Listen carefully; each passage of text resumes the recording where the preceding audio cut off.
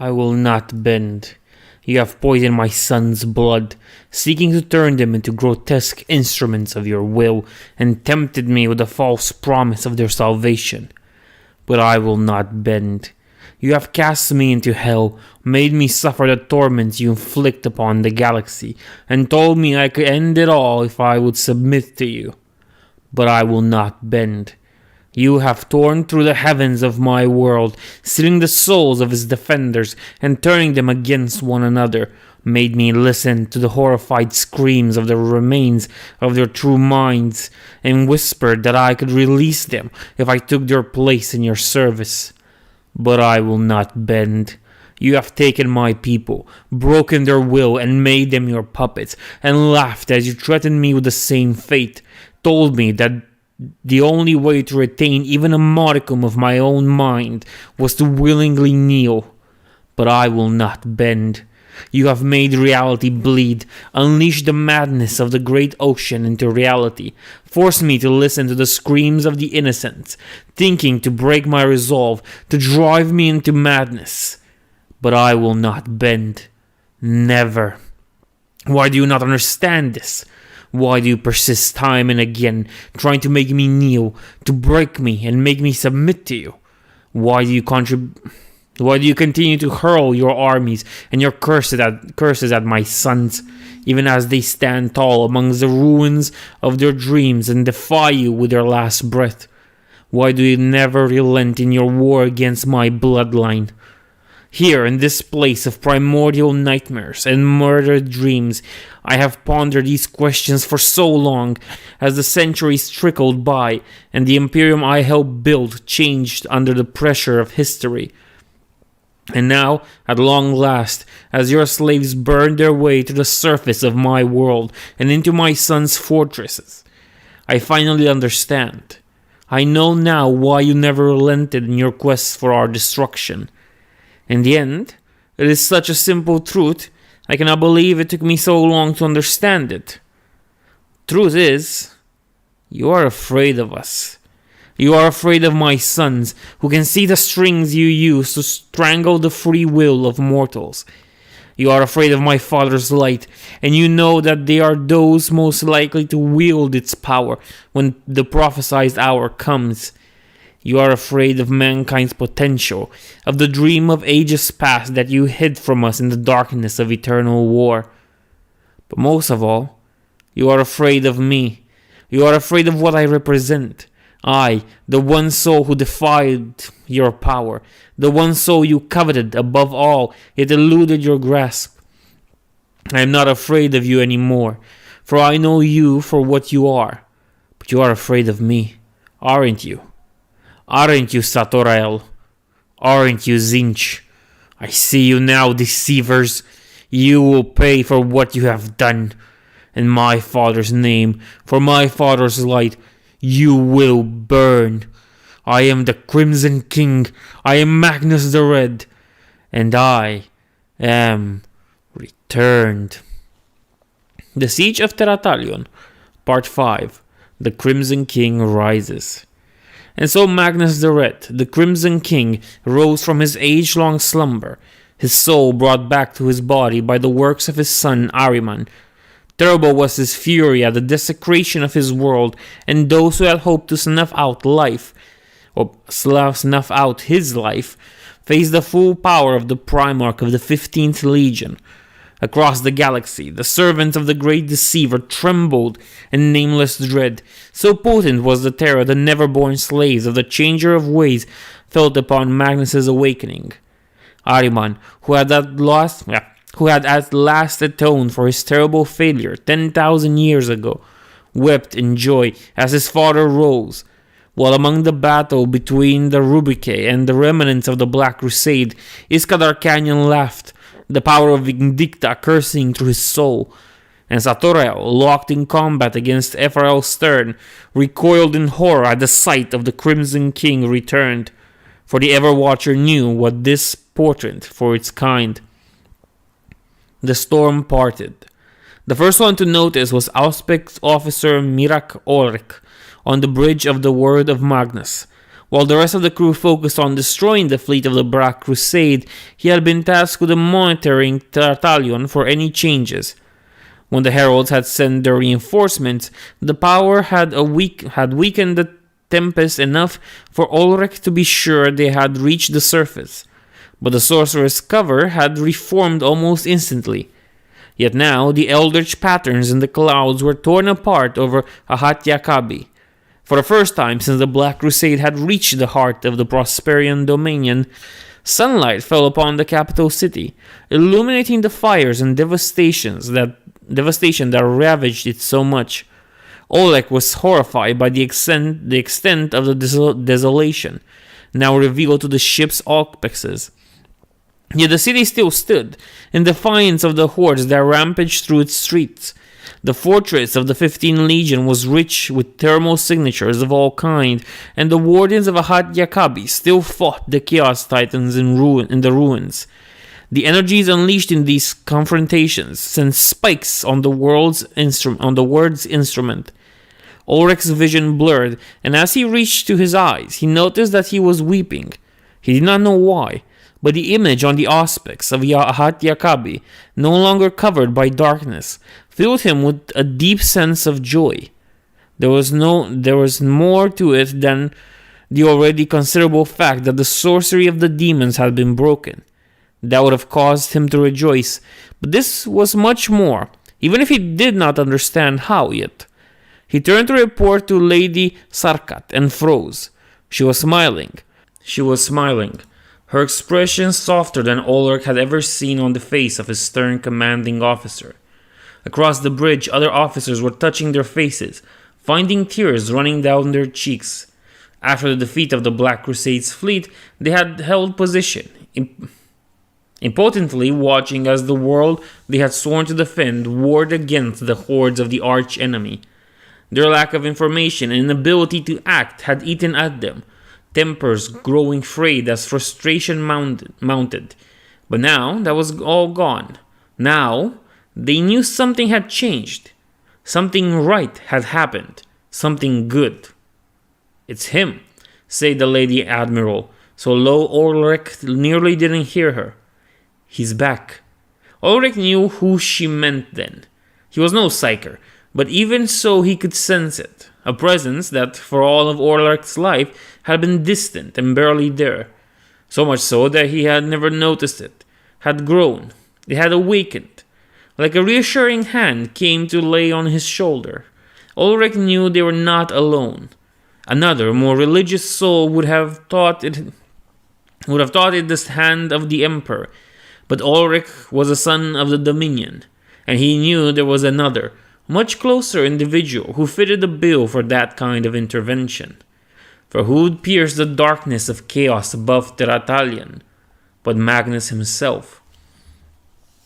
Ahriman knelt by his father's side, head lowered. A preternatural silence had fallen on the sanctum, as all stopped in the tracks to behold the Primarch rising from his millennial-long slumber. It was very likely Ahriman's eyes were the only ones not fixed upon his gene-sire. Not that he needed them to see him. The Crimson King's aura was as potent as ever. The damage Magnus's spirit had suffered during his slumber healed by the spell that had returned it to his body. It had taken nearly everything out of the exile. Part of the reason he was kneeling was because he wasn't sure he could stand at the moment. But it had been worth it. Ahriman would gladly have sacrificed far more in order to return his Primarch to his legion. In fact, he was aware that a small part of him had hoped that the Laughing God's spell would require that he give his life. That way, he would have atoned for his past mistakes. Now, however, he had to face the judgment of his father for his terrible failure. But at least, soon it would be over. Soon he would know. Magnus rose with slow, careful motions, remembering how to move his body after so long spent incorporeal. Ahriman felt the gaze of his father's eyes fall upon him, and dared to raise his head and look at him through his helmet eye lenses. The Crimson King was as he remembered him from the time before he had been felled by Zahariel's spell. He was clad in the bronze and ruby armor in which his sons had laid him to rest, and his mane of red hair flowed behind his head, kept in place by a golden band engraved with tiny scriptures that Ahriman knew to be the names of every one of his sons who had died during the heresy and the scouring that had followed. He also recognized each of these names. He had fought alongside most of them, and known the faces of all, even if it had only been through looking at their pictures on their Legion data files. So many names, so many lost brothers, and yet they were only a fraction of the numbers of Rubike who surrounded the pyramid. How many of his brothers had Ahriman's hubris killed? How many heroes had the Imperium been denied because, in his arrogance, he had thought himself his father's equal? "Azek," said Magnus, his voice piercing through the fog of self-reincrimination. His hand reached out and laid upon Ahriman's shoulder, and the exile flinched at the contact. He could feel the heat of his Primarch's flesh through his armor, radiating through metal. "Thank you." And that was enough. With these words spoken in a kind voice instead of accusatory tone Ahriman had spent 10,000 years expected, he could see the truth at last. He was not the one who had slain his brothers. They had been killed by the curse cast upon them by the great deceiver. All he had done was try to save them from that doom. Try and fail, yes, but better to fail than to not make the attempt at all. The guilt was still there. Ahriman doubted he would ever be completely free of it.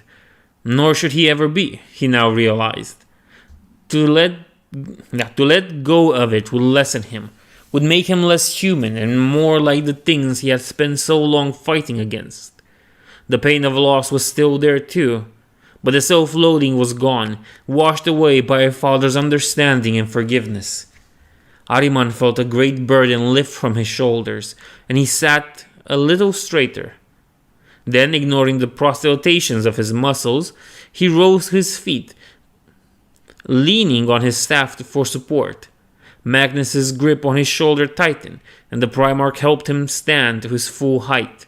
He was still a child before the Crimson King, but that was to be expected. Together, Primarch and Legionnaire turned to face the war that had come to them. Magnus's gaze descended onto the two figures clashing further down the pyramid. One was shrouded in golden light, the other in eldritch sorceress illumination. The first one was unknown to him, but the other was entirely too familiar. Hatred crept onto the Crimson King's noble features, and he took a step down the pyramid. Pale fire ripped across his skin, and his eyes blazed with sorcerous light.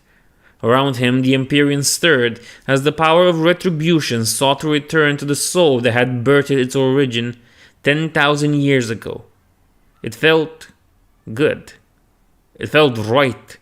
This power, this wrath, it belonged to him. It had always belonged to him. It filled a hole in him he had not noticed had been there since he had heard of Prospero's destruction. With it, there was nothing he could not do. "My sons," declared Magnus, "defend yourselves."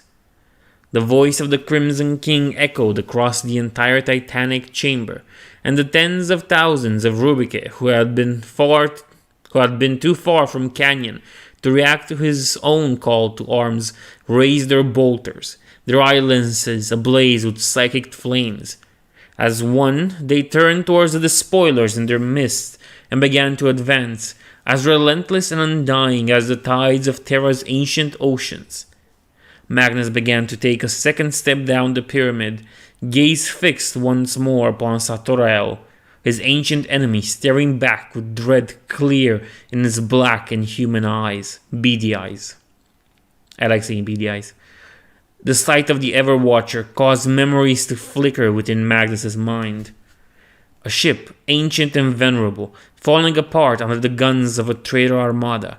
The sound of alarms and the screams of the wounded. The stench of blood, human and transhuman. The battle beyond the confines of the ship is won, but the vessel is lost. The cold realization of the trap as its jaws close in. Too late to escape. Too late to do anything but defy it. It defy its maker to the end. The hideous laughter of the winged figure towering above him as he kneels, drained by his efforts to protect the crew from the demon's malice long enough for them to reach the evacuation pods. The Crimson King tightened his fist. Other memories passed in his mind, the suffering of his sons as he was reunited with his legion, the dreadful sight of hundreds of legionnaires bearing his gene seed confined to stasis caskets, their bodies rebelling and mutating under the effect of some unknown flaw that hadn't really been a flaw at all. And then the screams of the galaxy as it burned, slowly and agonizing for millennia, while his father grew ever weaker on his throne, and the dark gods laughed as they devoured the souls of those the Primarchs had sworn to protect. So much suffering he had witnessed, so much pain he had been unable to prevent, so much horror caused only to hurt him, to make him break. But he would not break. Never. "Zahariel," shouted Magnus, "I will kill you." And at that moment, just as the Primarch of the 15th Legion was about to give in to his desire for vengeance, to fully welcome Vindicta into his soul and become its avatar, a figure appeared before him. It was translucent, like the wraiths that had accompanied the heralds of Prospero in battle, but unlike them, it cast a faint glow of silver and gold rather than a cold and pale flame. It hovered before Magnus, looking down at him even though it was only human-sized. The figure was that of a woman, one that Magnus knew, for Tzeentch had shown him her death in order to torment him even further. This was the ghost of Khalida, who had fallen to the blade of Azrael mere hours ago. She looked at the Crimson King, her expression kind, and spoke. "This is not the way, Magnus," she said, and her voice was soft like the kiss of a spring's breeze. Yet the conviction in it undeniable, as strong as the strongest storms of a death world. "This is not what your father intended for you. Duty comes before vengeance." The shade of Khalida faded away on those words, dissolving in a cloud of shining dust that vanished before it touched the steps of the pyramids. Magnus stopped in his tracks, his mind aflame. He understood what she had said, even if he did not know how she had been able to say it. Finally, on the edge of the precipice, he realized the trap that had been laid for him. He was tempted, of course. How he was tempted. He yearned to welcome his ancient rage back in, to let himself be infused with what it had become over the centuries. Vindicta had once been part of his soul, and as such he could draw upon it far more easily than any other being in the entire galaxy. He could become Vindicta's avatar, the vessel through which the power of retribution would enact its judgment upon the wicked. And how terrible would that judgment be? Breaking the Black Crusade would be but the first step.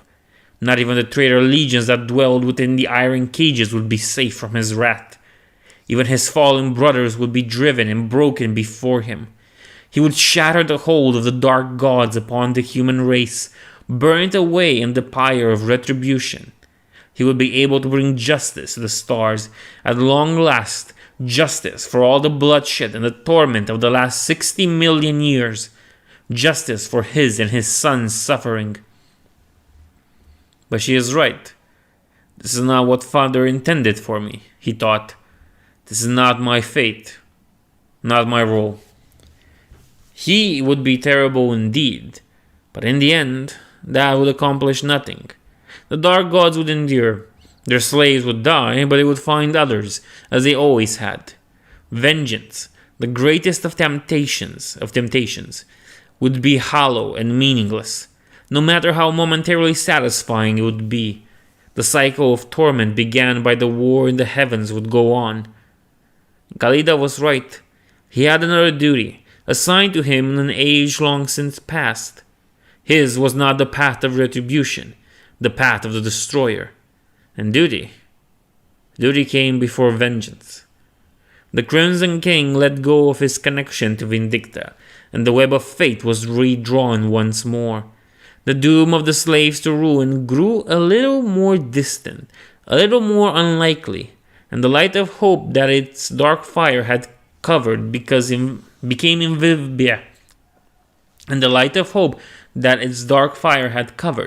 visible again. Magnus's strength diminished with the loss of his connection to the power, but it remained greater than it had been during that fateful confrontation 100 centuries past aboard the Photep. This time he wasn't spent from protecting the crews of the Glorina class flagship from the corruption of Zahariel and the Dark Angel's spell, nor for the constant effort of shielding his sons from the flesh change. He could do this. He did not need Vindicta's aid to defeat Zahariel. Magnus raised his hands, and for the first time since the mythical days of the Scouring, the power of the Crimson King was unleashed in a torrent of silver, red, and golden lightning that flew towards the greater demon. The attack wasn't the most powerful Magnus had ever let loose, but it still held more than enough energy to turn a Land Raider to molten scrap. It didn't even ruffle the Everwatcher's feathers. As the bolt was about to hit, a sphere of multicolored light erupted around Zahariel, absorbing and dissipating the energy of Magnus's attack wards, forged across centuries and empowered with the sacrifices of a thousands and one cults of Zahariel throughout the entire galaxy, specially designed to protect the demon from Magnus's power. The Crimson King frowned and lowered his hand slowly as a wave of despair surged among the Imperial defenders, and the Chaos Invaders cackled in glee. "Did you really believe I would not be prepared for this?" mocked Zahariel. "Did you really think I had not considered the possibility of your return in this final hour? Oh, it was only a flicker of a possibility, a 1 in a million chance to be sure. But you and your brothers have already proven, time and again, that you care nothing for odds. It is part of what makes you so desirable in the eyes of the Pantheon. It is why the Dark Gods love you so, and fight so hard among themselves to decide which of them can claim you as their very own." "We are not yours," said Magnus, unfazed by his attack's failure, his voice gaining in strength and conviction with every word. We never were, and we never will be. Those of my brothers who fell to chaos are not but broken echoes of their former glories. The truth is that you have no power over us, deceiver. You only have corruption, ruin, destruction. Your servants diminish themselves the moment they are tricked into believing into your hollow claims of supremacy." "And what of you?" sneered the greater demon. "Your species is dying, Magnus. It had been dying for 10,000 years. Your father's empire is crumbling from all sides, while the power of chaos is ascended. What do we have against such might?"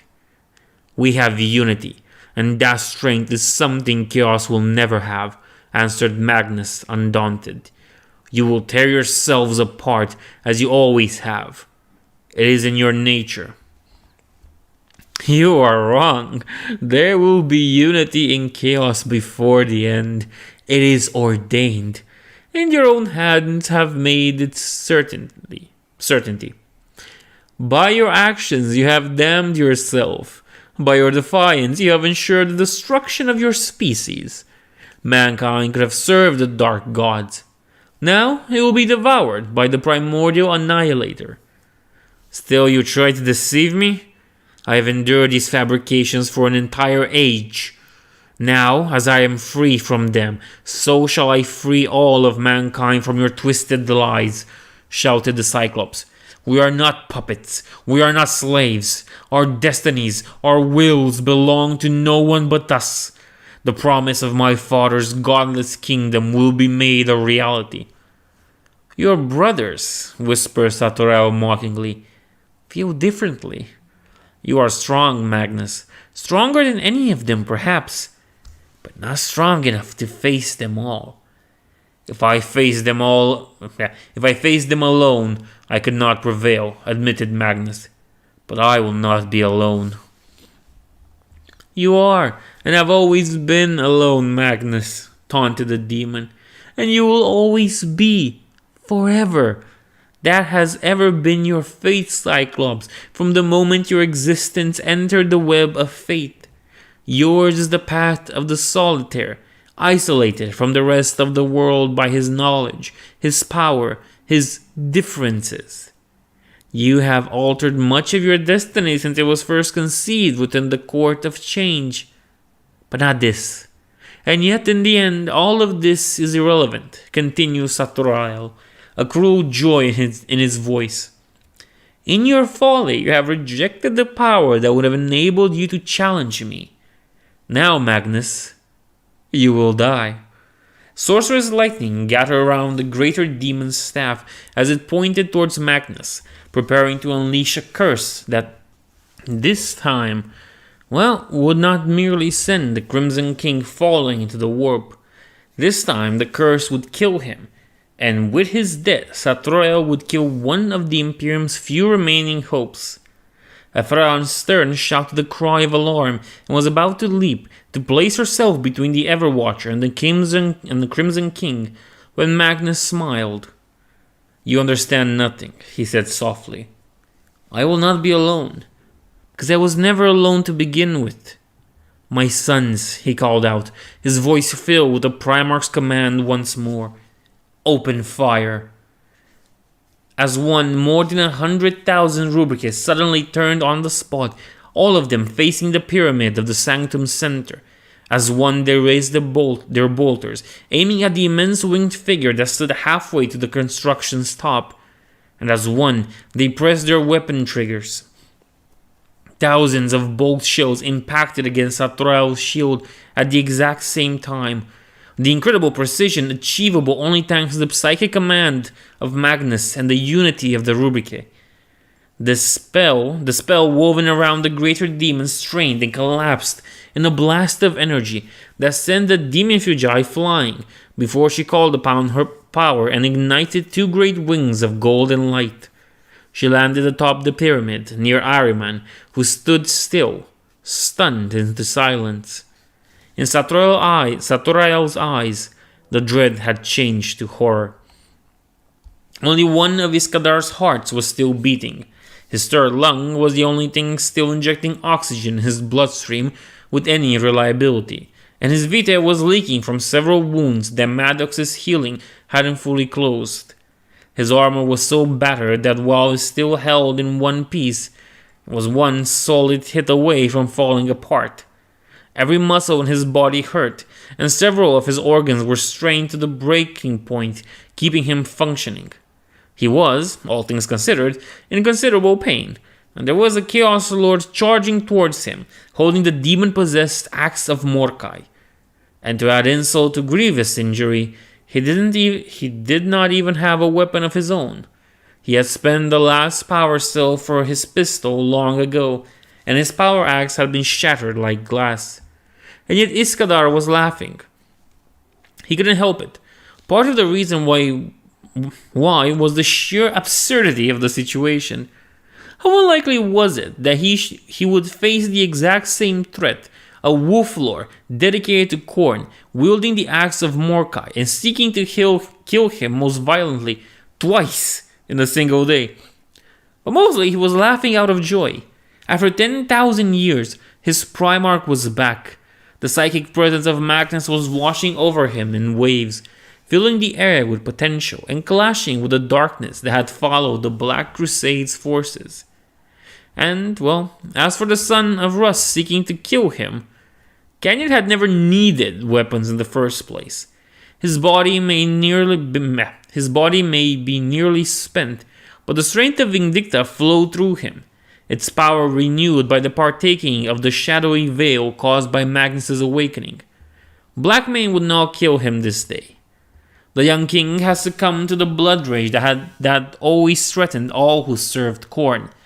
Iskadar would have considered the the sign even if Ragnar's aura hadn't been aflame with bloodthirsty madness. The way he moved, the overstrong grip on the axe, the howling coming out of his helmet vox grills, those weren't exactly subtle indicators. Time seemed to slow down as the Space Wolf got closer, dilating like in the old paradoxes that the Thousand Suns had discussed under the stars during the Great Crusade. Iskadar's thoughts sped up, considering possible courses of action and discarding them until he found one that satisfied him. Slowly, so slowly, he rose his arms, just as the axe of Mordecai descended, intent on cleaving through his helmet and his skull. Mere centimeters before the demonic blade started to cut through the helmet's ancient ceramite, the scourge of the wolves caught it between the palms of his gauntlet hands. Blackmane growled and tried to force his reclaimed weapon down, his rage allowing him to summon strength far beyond what even the transhuman body of an Astartes could exert without damaging itself. Muscle fibers in his arms and armor tensed and snapped, yet still the axe of Mordecai went no further. Had Ragnar not been so lost to bloodlust, this would have struck him as odd, impossible even. In his wounded state,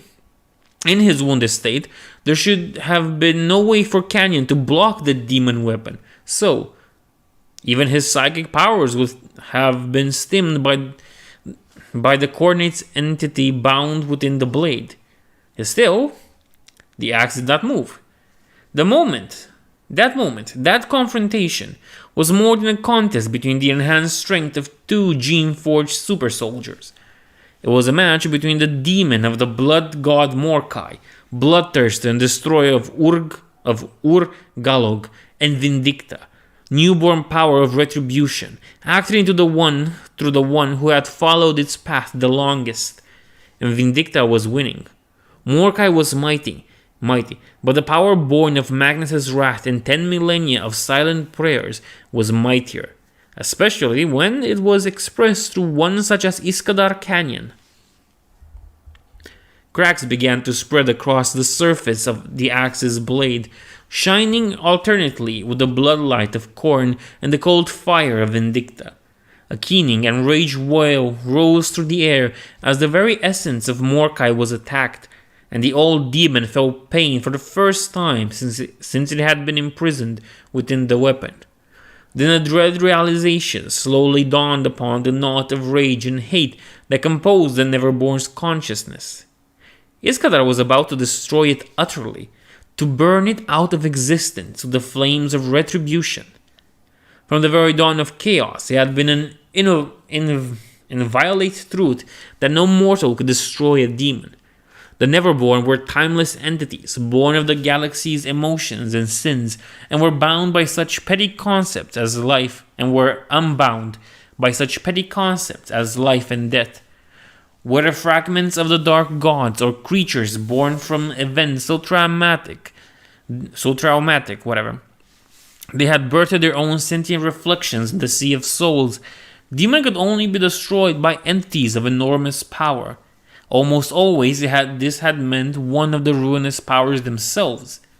Until the Emperor had revealed himself and the children of chaos had learned to fear the anathema's light.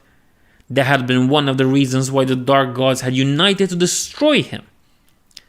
But now as the fire of retribution seared away the threads that made up Mordecai's core, it became clear that Vindicta, the warp entity that mankind had inadvertently created since the heresy, could do what Chaos's ancient enemy had been able to do. It could kill them. Worse, it could empower mortals to kill them. Mordecai screamed and Canyon laughed. The axe exploded as Mordecai fled its doom, escaping its ancient prison through the very cracks the attack upon its essence had caused. Now uncorporeal, the bloodthirster started to dissolve and sought refuge in the closest vessel, the flesh of he who had wielded its power most recently. Reeling from the explosion of his weapon, still caught in the throes of insane fury, Ragnar had no chance to defend what remained of his soul. The demon slipped inside his flesh, intent on devouring the Wolf Lord's spirit, and used his body as a gateway through which he could manifest its full, terrible glory. But while Ragnar hadn't been in any state to resist the demon's possession, his soul was still a potent one, bearing the mark of Khorne for so many deeds in service to the Lord of Skulls. His spirit roared back as Mordecai, weakened from the wrath of Vindicta, tried to consume it. Perhaps, in time, the greater demon would have succeeded, or perhaps Ragnar would have cast the Neverborn out of his body. But there was no time for this battle for supremacy to play out, for Iskadar was still in front of them, still filled with the power that had nearly destroyed Mordecai. And far too close to comfort was Magnus the Red, whose power dwarfed even that of the Scourge of Wolves. United in fear, Ragnar and Mordecai turned from Iskadar and fled, running with all the speed the demon's power could lend to the Chaos Marine's legs. The newly created Secondborn ran out of the sanctum, leapt over the broken bodies of legionnaires and cultists, and the dissolving slime of vanquished Neverborn, and vanished from sight. Left behind, Iskadar fell on his knees, breathing with difficulty. He wasn't quite sure what he had done. His intent had been to break the axe and banish Mordecai, but halfway through the process, Vindicta's power within him had surged to new, unprecedented levels. Regardless, he had taken its toll. Surrounded by a protective circle of Rubrike, the Herald of Prospero turned his mind inwards to try and heal the worst of his remaining injuries. After all, judging by the sound coming from the pyramid, it looked like things were well in hands without him needing to be involved in it anymore. Whatever. Always, for the last 60 million years, the ruinous powers had taken from the mortal races. Always they had stolen, corrupted and despoiled, and what they took could never be reclaimed, only replaced by something else. Something that they would try to steal too, again and again. The ravenous hunger had only grown more potent as the ages passed, and the poison of chaos spread throughout the sea of souls. Treasures, cities, kingdoms, lives, souls, children, all these and more the dark gods took from the universe, lost forever in darkness. But not today, not anymore. The primordial annihilator had taken enough from Terathalion. Today Magnus swore he would take something from it. Not in the name of vengeance, or even in the name of retribution, for there was nothing he could do that would ever balance the scales. Such were the crimes committed by Chaos against mankind. No, against all species who had lived since the war in the heavens. Not in the name of his own grievances against the canker that dwelled at the core of the Sea of Souls, for this was not about him. It had never been about him, nor about anyone else in particular. He would do this in his father's name, with the power he had given him, and he was sure neither the Emperor nor Chaldea would mind if he made it hurt. Zahariel declared the Crimson King, his eyes burning with the demigod's judgment. You have no power here. Your sorceries are hollow, and your staff is broken. With the thunderclap, the gnarled woodstick in Zahariel's hand exploded, fragments embedding themselves into the greater demon's body or shattering against the ground. Infernal ichor spilled from the wounds, but Zahariel was in too much shock for Magnus's casual destruction of his staff to even notice his injuries. The staff had been made from the flesh of his own supplicants, tens of thousands of years ago. The cultists had called upon him to save them from their enemies, to take them to his side and let them remain there for eternity. And he had granted them their wish, fusing their souls as he had their bodies. Over the millennia, he had added more souls to the staff, but now Magnus had freed them all, and they sighed in relief as they vanished into oblivion, released from their torment at last. Before Zahariel could recover, Magnus struck. Moving with a speed no Astartes could ever match, he descended the steps, separating him from Zahariel, and unleashed a right hook with enough strength to pierce through the armor plating of a land raider. The Primarch felt something crack under the impact, and a handful of curved teeth spat out of Zahariel's beak, dissolving into smoke that was then burned away by Magnus's psychic aura. With their loss, Zahariel felt his control over a cult of assassins he had cultivated on a hive world half the galaxy away vanish, his servants left leaderless and abandoned. He struck again, and with his left fist this time. The right eye of the Everwatcher burst, leaving a gaping, smoking crater on the Neverborn's avian face. With the loss of his eye, Zahariel found that he could no longer summon his perfect knowledge of the present. All he could see were his immediate surroundings and a cracked and twisted reflection of reality. The demon stumbled backwards and fell, and the Cyclops leapt upon him, radiating cold, contained fury, and the golden light of the anathema. Magnus punched Zahariel again, and again, and again, and again. Pinned on the ground with the aura of the Crimson King eating away at his essence, even as Magnus's fist pummeled him and tore him apart, Zahariel withered and flayed, his claws striking back and doing little more than scrape the paint of the Primarch's armor. Golden fire emanated from Magnus's hands, burning the eyes of the demons and traitors who looked upon them. Zahariel was no longer threatening or taunting, no longer speaking at all. He was shrieking, wordless screams of pain and impotent anger emanating from his ruined mouth. The demon of Tzeentch had begun to enter the chamber. The demon of Tzeentch that had begun to enter the chamber stayed away, looking on with a mix of shock, glee, and the ever-present hatred of all Neverborn. Though the humiliation of the greater demon meant a defeat for Tzeentch, the war-born creatures still relished the torment of one who had towered above them all for countless eons. Then the realization of just what Magnus was inflicting upon Zahariel spread among the Neverborn, and they charged towards the Crimson King, heedless of the Rubicae that stood between them and their goal. The Ashen Brothers of the 15th Legion tore into the Neverborn with bolter and blade as they tried to force their way through. Less than one demon in 20 managed to reach the circle the Rubicae had formed around their lord. And there they found Ahriman and Ephrael fighting back to back to keep the horde away from the Crimson King. Even with the will of Tzeentch driving them forward, the Neverborn could not pass them. Another Lord of Change might have been able to. Ahriman was nearly exhausted by his efforts to bring Magnus's soul back to his body, and Ephrael's own power had drained from confronting Zahariel. But after the Everwatcher's sacrifice of his kindred to break the Sanctum's protective wards, only lesser demons remained. Even in their diminished state, the two Imperial heroes were more than a match for these wretches. Eventually Magnus's assault relented. By this point, little remained of the once mighty demon, beyond a mess of ruined, charred flesh that nonetheless clung to existence.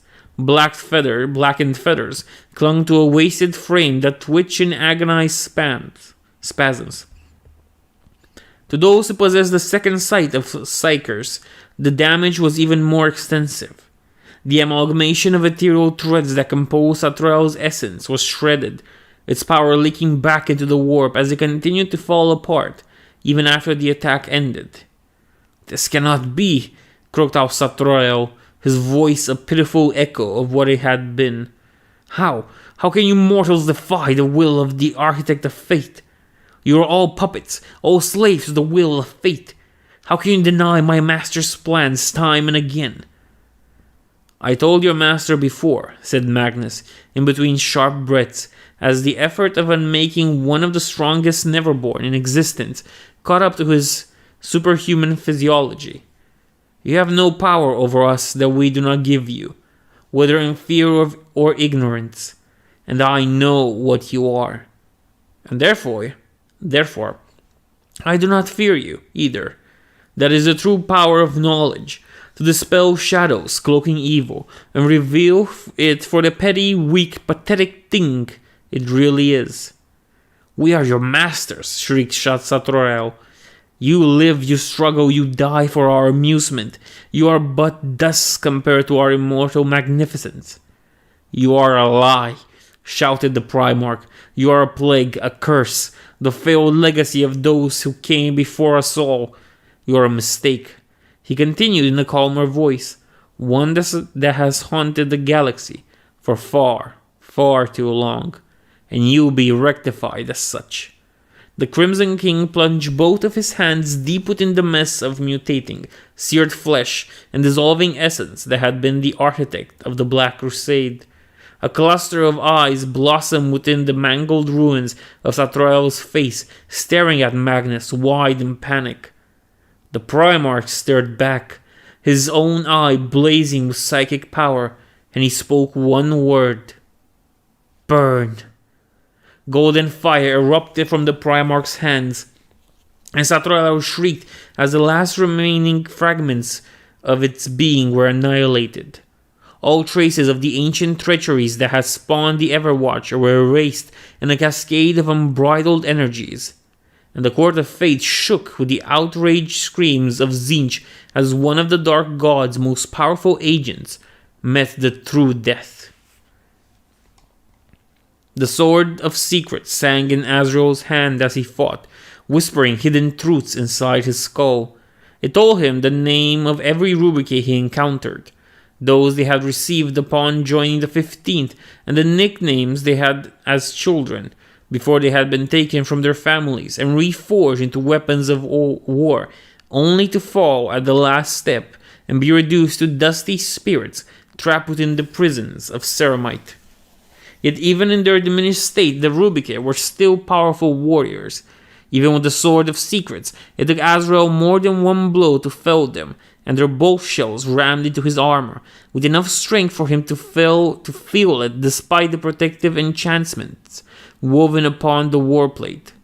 More than that, they had overwhelming numbers, though their positioning at the battle's beginning prevented them from bringing them to bear. It was perfect. Once Zahariel had destroyed Magnus, Azrael would keep the Everwatcher. Azrael would help the Everwatcher perform the ritual that would bind the Rubric to their will, dragging the 15th Legion into the service of Tzeentch, as it should have been long ago. Canyon the Black would be made to witness the destruction of all he held dead a second time, and through this torment, the Dark Angels remake him into a servant of chaos, bringing Vindicta itself into the embrace of ruin. It would be a long endeavor, the work of centuries, but it would result in the doom of the Imperium by the hand of the very power its childish cries for justice had created, with the renewed 15th Legion leading the way as the forces of chaos crushed the path to Terra. All that remained was for Zahariel to reach the top of the pyramid and then, out of nowhere, two beings who should have been far, far from here were there, and the Crimson King was awake and everything was going according to plan. Magnus had risen and claimed the power of Vindicta within himself, serving the thread that would have led him to assume his true purpose in the false Emperor's schemes. By giving in to his anger, the Crimson King would break the forces of the other Dark Gods and allow the Changer of Ways to ascend as a supreme Chaos God, as was his divine right. Vindicta, newcomer to the great game, would be manipulated into doing the work of Tzeentch, all at the cost of a few pawns. But a figure as Zahariel was sure he had killed himself through the blessings of Tzeentch appeared before Magnus, and her words made him see through the trap, and as planned, Magnus had abandoned the power of Vindicta, giving in to his weak and foolish nature. Had he held on to it, he would have been an actual threat, but Azrael had known he would not. If the Cyclops had any ambition, he would have understood the truth and knelt before the Architect of Fate long ago. Now, without the fire of Vindicta to aid him, he would be unable to pierce to Zahariel's words, and would fall by the greater demon's hands. And then Azrael saw Magnus command the Rubric. He saw Zahariel's words shatter under the weight of 100,000 bolt shells. He saw the Everwatcher brought low by the Crimson King, bare fists, then beheld the true destruction of the Lord of Change. something that should not have been possible. It had happened all the same. He saw all this, and this time, it was too much. This time, the evidence couldn't be denied. No, but brothers, how Stop, please. Azrael screamed, a primeval sound of soul-tearing anguish and agony. Too many contradictions, too many denials, too many failures, too many plans ruined, all at a time when the God of Change himself was reeling from the loss of the Everwatcher. The constant lies that dominated and reshaped Azrael's mind from one moment to the next were fraying. Whatever true identity had been buried under them when Zeech had cursed the Lord of Lies was threatening to emerge again, straining under its chains. But the divine spell wasn't going to simply break. Its hold on the favored slave of the great mutator was too strong for that. It twisted and bent, but it endured, anchoring itself deeper into the soul of the Grand Master to resist the force of the truth that sought to rip it out. And so caught between these opposing powers, the soul of he who was called Azrael suffered. Yet even as Azrael's mind dissolved, his body still moved, propelled by fighting instinct so deeply ingrained that even the uncountable years the Lord of Change, the uncountable years the Lord of Lies had spent dancing at the end of Zeech's strings could not erase them. The Sword of Secrets parried and struck, and so lost was Azrael that he did not even notice when the relic blade severed the head of his ally. The space wolf Leifar, the immortal's body and armor turned to ash before they hit the ground, and whether the unholy pacts Leifar had made would return him to life yet again, or had been dissolved by the Sword of Secret's power, remained unknown. The Grand Master's rampage ceased when his sword was blocked by another blade, red and pale fire.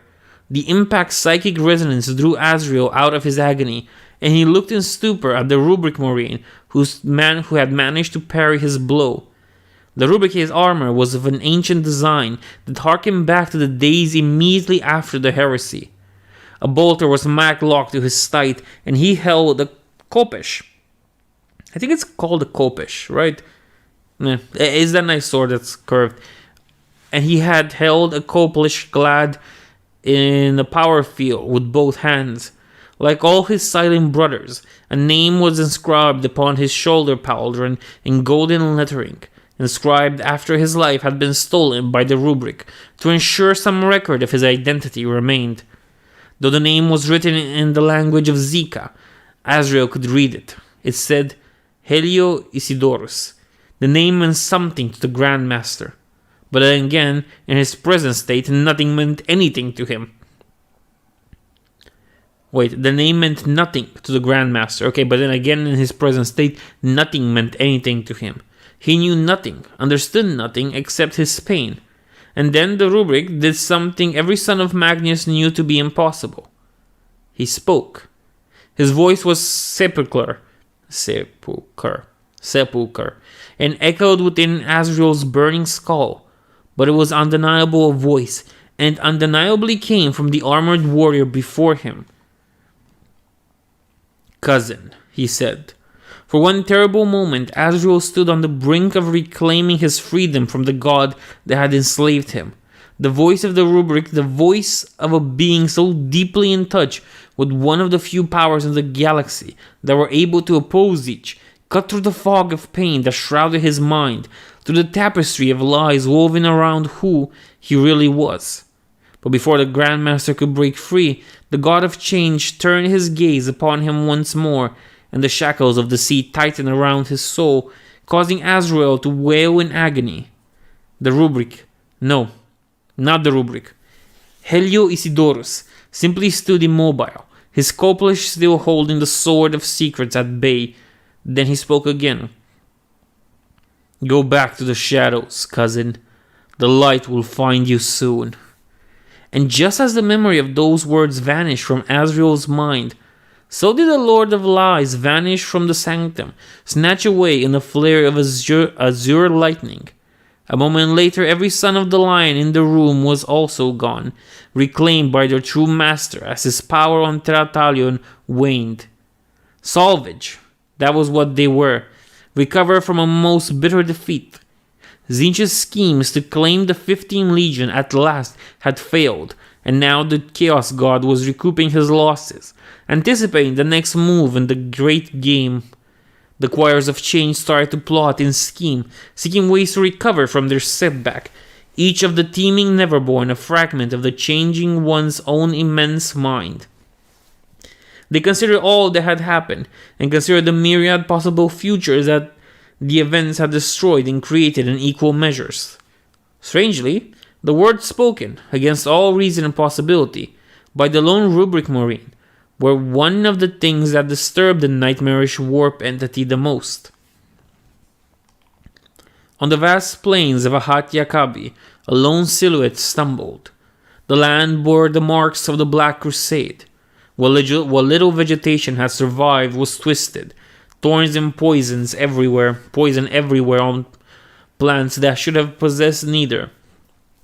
The earth itself was dry, as if all water in it had either evaporated to form the cloud cover that was only beginning to break apart over the region, or had retreated into the depths to flee from the corruption on the surface. The crusading army had left more tangible traces of its passing as well. Unholy symbols were carved into stones, and primitive monuments to ruin had been hastily assembled. Some were made of rocks, others of bodies, bound together into shapes pleasing the denizens of the Empyrean, and with eldritch runes attached into their flesh. It would take months for the Thousand Sons and their surviving allies, to purge all traces of the Black Crusade, if they ever managed it at all. Ragnar Blackmane, the young king, was on the very edge of death. A dozen bolt wounds, each of which would have slain another Astartes, were visible on his armor, as were several cuts from the power weapon and chain swords. A crystalline shard from the battering ram that had brought down the other walls of Ahat Yakabi judged from his side, glowing with crimson light. His helmet was gone, destroyed or cast aside in the heat of battle. He did not remember, and the black hair that had given him his name hung around his head, matted with blood, a not insignificant part of it Ragnar's own. The only reason he wasn't dead yet, back, kill, maim, blood, take his skull, break him, claim his soul for the blood god, was the demon that now shared his flesh. Mordecai, once bound within the axe of Logan Grimnar, now lurked within Ragnar's body. The Chaos Lord wasn't sure how it had happened. There had been the rage, the charge on that black-armored necromancer, and then find him, hunt him, kill him, kill. He could not remember. This wasn't the first time he had lost his awareness in the middle of battle, but it was the first time he wished he hadn't. One moment he had been about to slay the infamous Scourge of the Wolves and avenge Logan's death. The next, he had been running from the sanctum, a demon power coursing through his body, and raw, primal terror through his soul. Even now, despite the demon's cries, the mere thought of going back was enough to turn his blood to ice. If he went back, he would die. That he knew. It hadn't been Canyon who had terrified him like that. He was sure of it. He remembered a light bright and hot, different from the cold fire of the Herald's strange maleficum. So by the fangs of Leman Rus, what had it been? And why had that last thought finally caused Mordecai to be silent? He shook his head. Too many questions, too few to answer. He had to focus on what he knew. Clearly, the siege of Terathalion had failed. He couldn't use the full array of new perceptions his transformation into a second-born had bestowed upon him. But he could still sense that Zahariel wasn't there anymore, destroyed by the same burning power that caused him to run. Without the demon, Ragnar and whoever else had survived was trapped on Terathalion, with no way to escape. If the Thousand Sons unleashed the tens of thousands of silent Astartes that had been guarding their Primarch's body, They would purge the planet of the Black Crusade remains in days. Even with Mordecai's power, Ragnar would not be able to fight them all. But the demon's presence would also render any effort to hide pointless. He was going to die on Terathalion, he realized. There was nothing he could do about it. Bearing a true miracle, it wasn't a question of if, it was only a matter of when and how. Ragnar was considering how to take as many sons of Magnus with him as possible, when the space before him tore open with the sound of shrieking souls being consumed.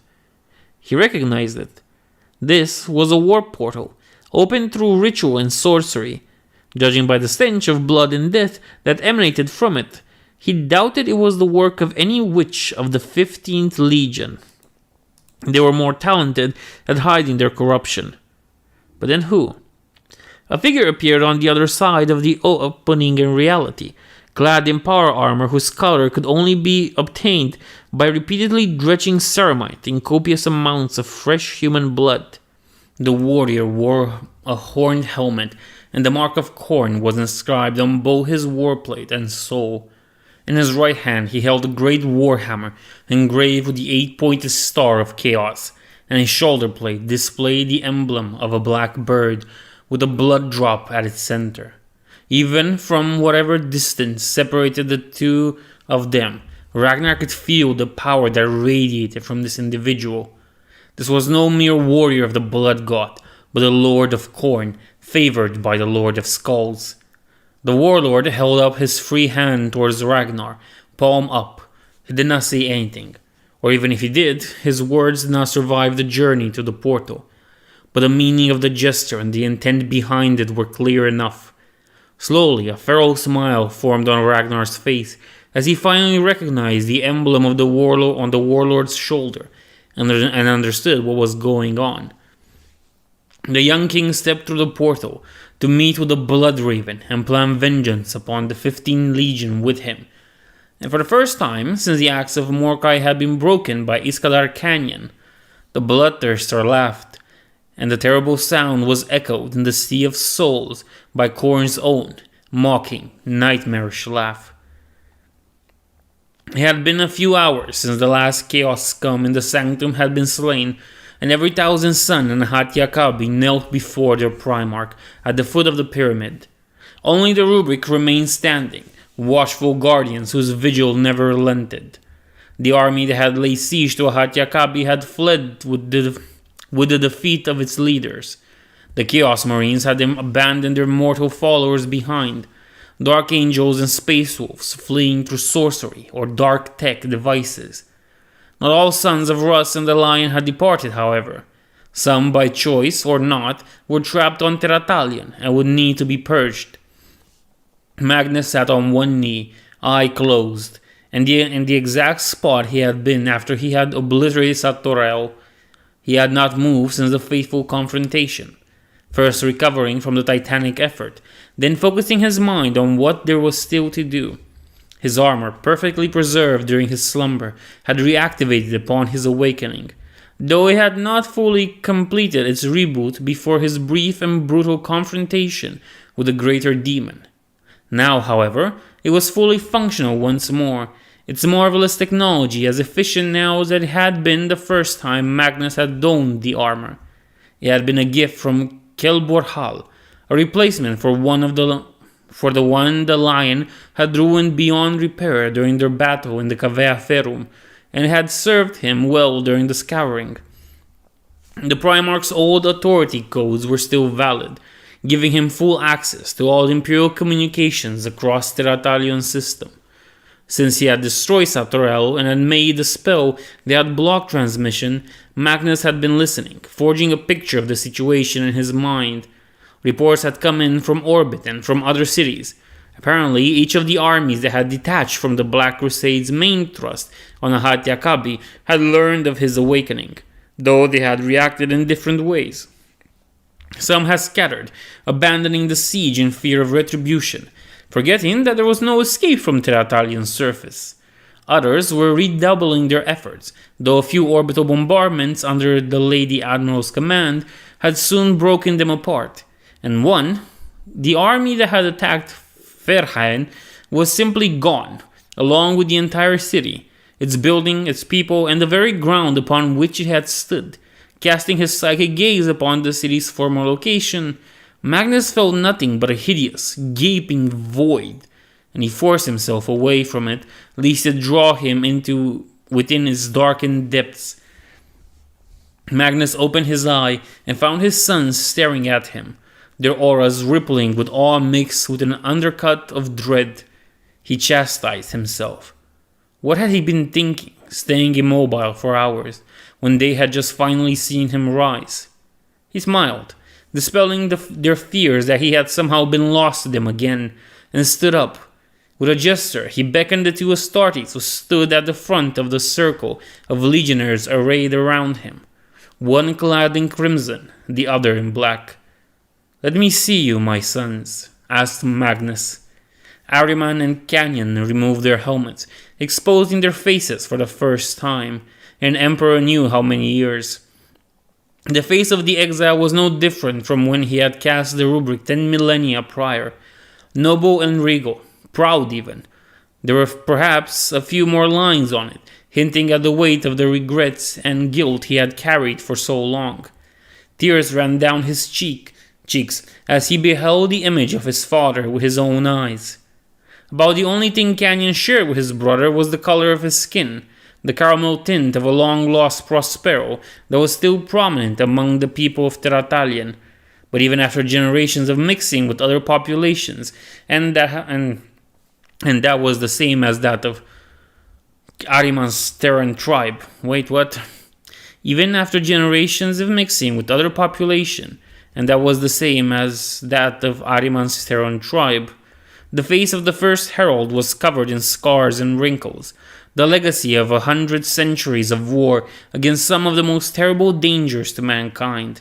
His eyes blazed with the cold psychic light of Vindicta, as did a pattern of veins beneath the skin.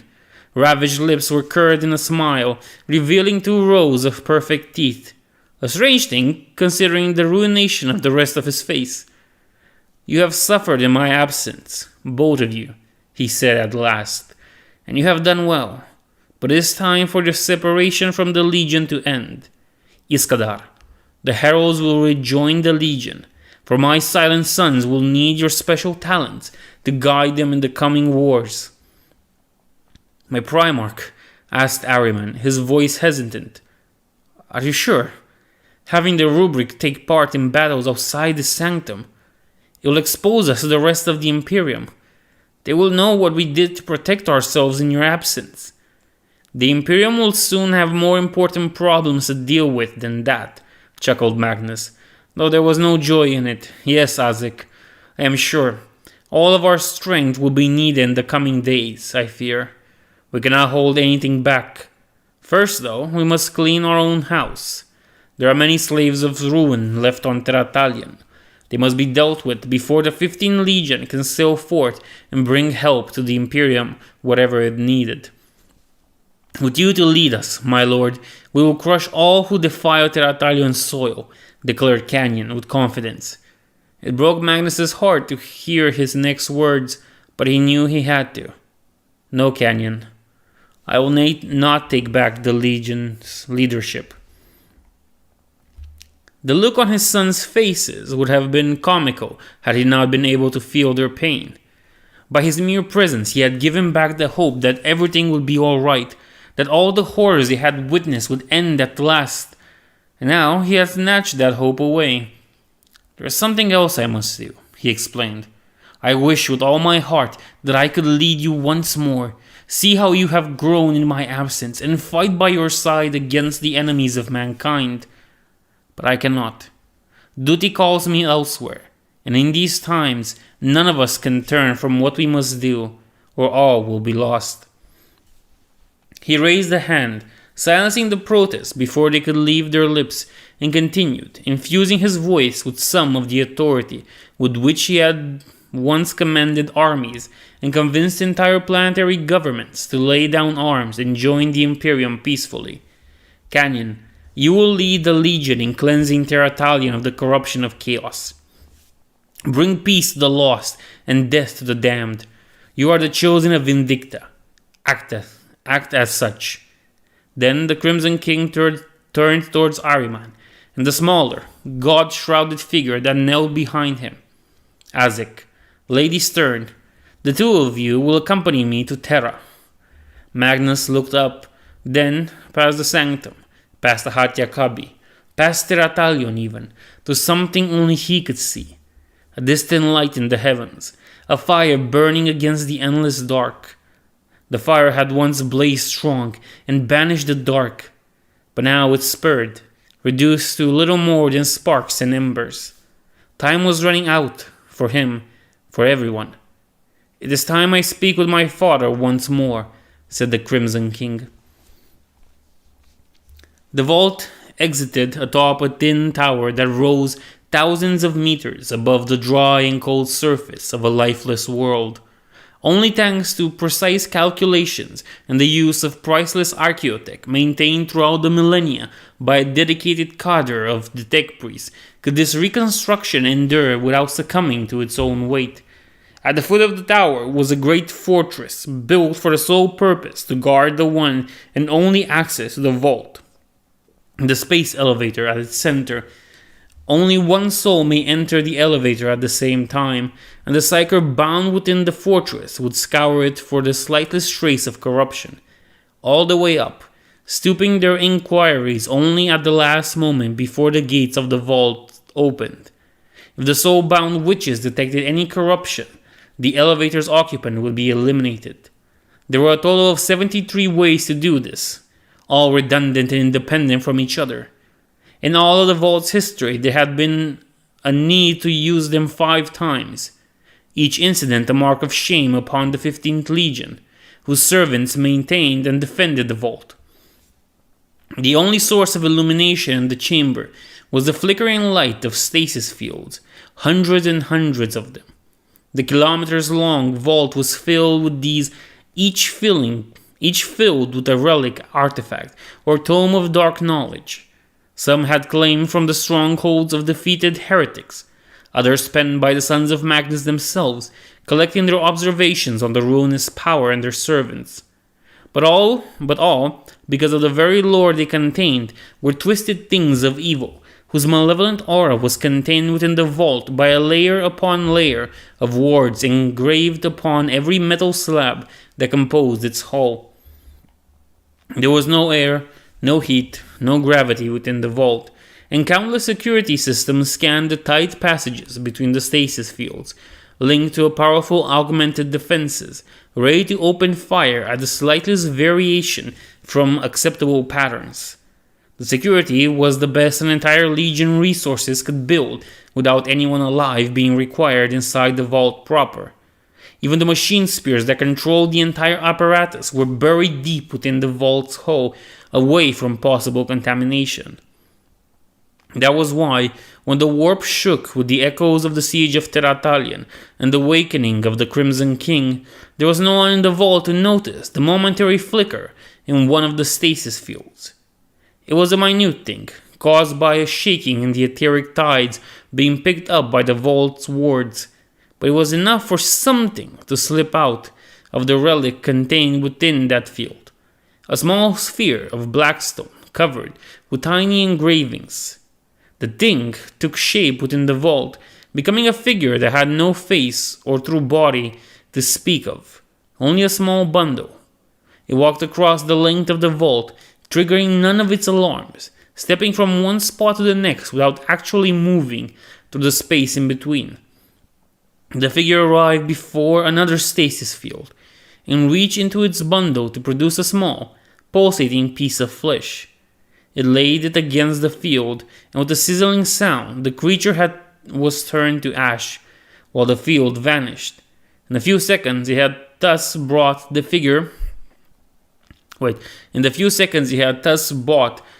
pulled another thing from his bundle, a copy of the grimoire that had laid within the stasis field.